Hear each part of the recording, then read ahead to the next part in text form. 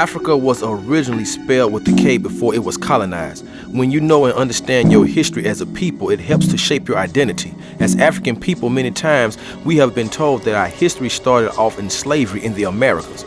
But what was our history before Africans were kidnapped and put into chattel slavery during the antebellum period in America? Before there was African American history, there was ancient African history. And what was our history before Africa was actually called Africa? Africa was not named Africa original. It was named Abutilon. And this is what the name was. And so when the European people came in, such as Arab people, Asians, they renamed a lot of things. And so Africa was very a dynamic continent. And I don't see that Africa would be anything that anyone would frown and look down upon, because of all of the people and how dynamic they were and the resources there. All of the diamonds, the gold, the copper, the silver, and in particular salt. And salt was a very valuable mineral during that time, and that was because of African people being in the sun. A blend of spirituality, mental health, and physical health. They're not separate. And so the way we've sort of learned it and the way we sort of actuate it here in the West is all of them are separate. In the Eastern cultures, Chinese and some others, they're all blended a lot differently. And so if you notice, their health is a lot different than ours. And so we've got to come, and actually if you go back to African culture, they were all blended.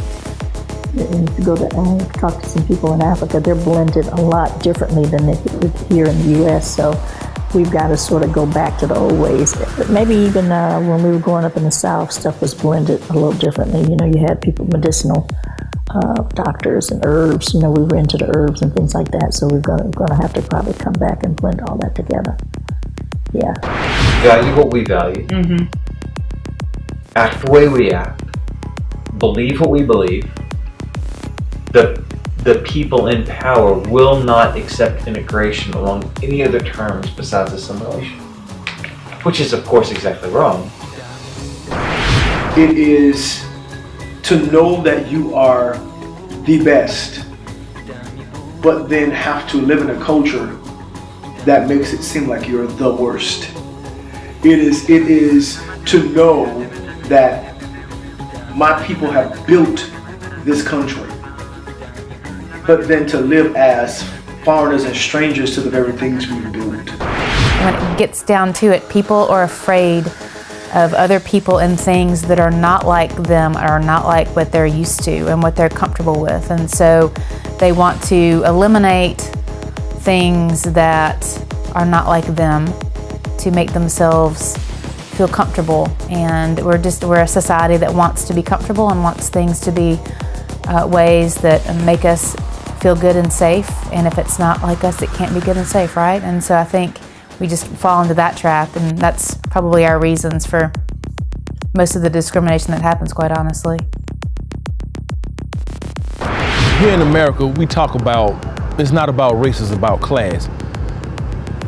All roads in America leads to race.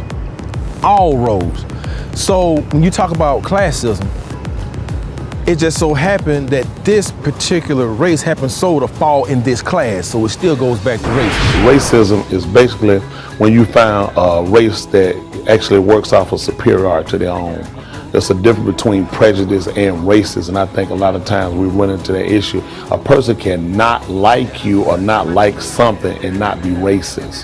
When you look at a person that's racist, and we find America as a whole, those that operate and carry the system, you kind of somewhat deal with a racist situation or a racist country, because they work to make sure that white still sit on top. And that's where we come into finding with racism. And then they start to play word games with us on what's racism or what's discrimination. I think about being black in America as being a captive in a land that is not my land. I do not feel that this is my land. What it means to be black in America is identifying daily with those who are, in the words of Howard Thurman, disinherited, dispossessed, and often despised. If you don't know who you were, you won't know what changes you need to make. We need to see, we need to know the effects of slavery. We need to know what was done to us during slavery. That way, once you know, we can begin to make changes.